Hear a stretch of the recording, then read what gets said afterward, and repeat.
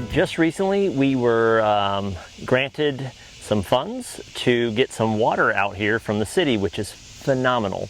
So over this last 2 seasons, we've been collecting rainwater, and when that runs out, because we're here in South Carolina and it runs out, I've had the fortune of having an individual come in and actually bring me water from his pond. So you have to imagine. Now wait, explain how hard that is. Okay, so truck, trailer, tote, multiple pumps, and lots of travel time. So that's going on, and it's had to happen. I mean, during our drought periods, we've had 2 loads of water every week, just trying to water the garden. And unfortunately, this garden is 3/4 of an acre. So we're trying to water a lot. So we've had to make decisions this year on what we are going to water and what we're not going to water.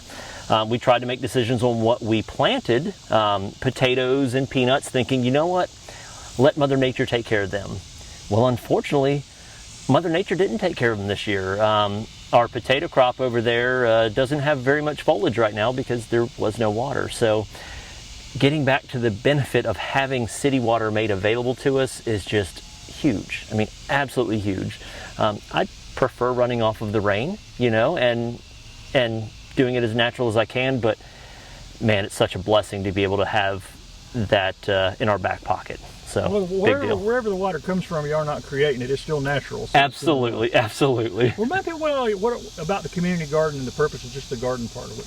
Okay, so there's a couple of reasons why the community garden is here. One is to bring the community members into the project so that they know what's going on. A big part of what we do as Cleo Bailey, we manage a huge portion of this garden. Everything we grow then gets donated to those in need. So right across the street is the Anderson First Seventh-day Adventist Church, and we've recently made a partnership with them in which they already have a food bank. They've got a program going on. They've got families in need that come to them, but they haven't always had the non-perishable goods, the fresh fruits and vegetables. And now we have a place to distribute our food, so that network is already created. So that's been such a big deal for us there. Additionally, we partnered with them and another group, and we started a community East Side Fun Day, and it was awesome. We had a big water slide out here. We had our boys in blue, which was phenomenal. They were out here dancing with everybody. It was great. We had a great day, and I was able to give tours to a lot of the folks into the garden. And from that, we have new community gardeners who have adopted plots, and they're growing their own food right here in the garden, which is the ultimate goal to start with. So such a big thing came from that. And every time we bring community together and they get to hear about what we're doing and they tie themselves in, and it's such a benefit. We actually had a Mothers of Preschoolers group out this morning learning about the food cycle. So we went out and we harvested a cantaloupe, fed all the little kids some fresh fruit, and then we took the cantaloupe rinds and showed them how we process those through composting and feeding them to the worms and making worm tea and then refeeding the garden, and just showed them this big cycle. So lots of education, lots of opportunities for that out here. So and how soon will the water be available? So we've already gone down and done the paperwork for it, and now it's just getting it tapped in and supplied to us. So I'm going to say within about 2 weeks. You've been here a while now. How has the community responded now that they're seeing all the things y'all are doing here? We've had great responses out of the community here. We honestly get the kids in here much more often than we get the adults, but the kids are actually our segue. It's pretty phenomenal. So we've got a few kids who come over here and they want to contribute, they want to volunteer, so their parents sign off on a waiver and say, sure, let my kid come help.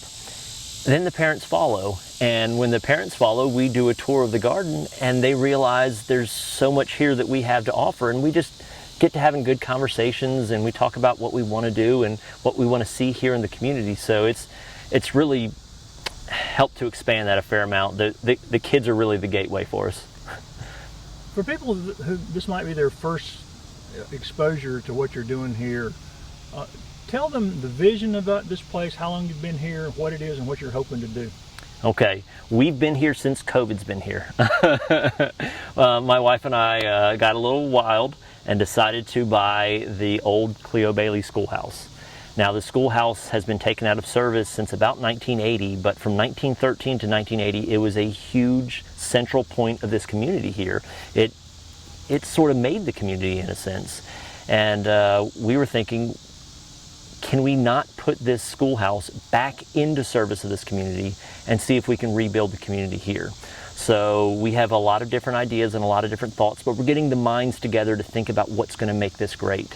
Now, we personally would love to see a safe place for the kids to go after school and have an after-school program that focuses on different key points, which we can get into in another time, but really just trying to make a safe place for the people to come together. And it's all about community enrichment here. So. And one of the needs now is for donations or help to get there's one part of the building that has some roof collapse that needs to be fixed. That's the only part that really is not in good shape, right? Right, so the bones of the school are great except for the portion where we did have a fire. So the front portion of the school, there was an apartment built there and there was a fire there. So the roof is collapsed in, the floor is collapsed, it's a bit of a mess. So right now we would love the opportunity to raise the funds to dry in that section because as many people know, once water infiltrates a building, if it doesn't get stopped quickly, it becomes a cancer and it starts rotting and working its way out. So we need to stop that as quickly as we possibly can.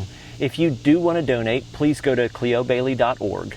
On our website, of course, there's a menu there and you can find the donate button. You're welcome to click there. There are other ways that you can get involved. If donation of money doesn't work for you, there's donation of time, there's donation of interest that you have. Just click the link, fill out a little small questionnaire and tell us who you are and how you want to get plugged in, and we'll do our very best to get you plugged in. Now, keep in mind, as much as we want this to grow and as much as we want this to be all the things that it can be, we're still doing this as a weekend project. So if we don't get back to you quickly, we really apologize.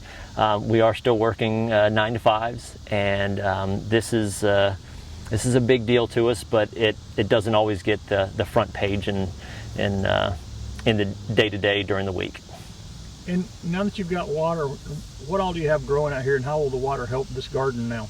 Okay, so what all we have growing out here? We have 9 different fruits and nut trees, and they have never been watered, so it'll be very beneficial to them. We have potatoes and sweet potatoes. We have peanuts. We have watermelons, cantaloupes. We just put in 120 feet of pumpkin patch so that this October we can have jack-o'-lanterns for all the folks in the neighborhood. We've got things that don't necessarily feed the body but feed the soul. We have flowers growing all around this place. We've got 8-foot tall sunflowers. We've got blackberries that I'd had a few this morning, wonderfully juicy. And they actually grow along our fence line. We have something called the food fence, which for those that don't feel comfortable stepping into the garden, we have food growing outside of the garden through the fence so they can just walk by and grab a blackberry. We're trying to create that segue, that little patch of land that says, this is yours and it's not ours. And if there are community groups or organizations that want to tour, can you set up tour times for them? Absolutely. The same way, cleobailey.org, going through there and submitting your information, and then we'll start a little bit of a dialogue. We love having people out here. We love sharing our vision with folks, and any chance we get someone to tie in is just going to make everything that much stronger.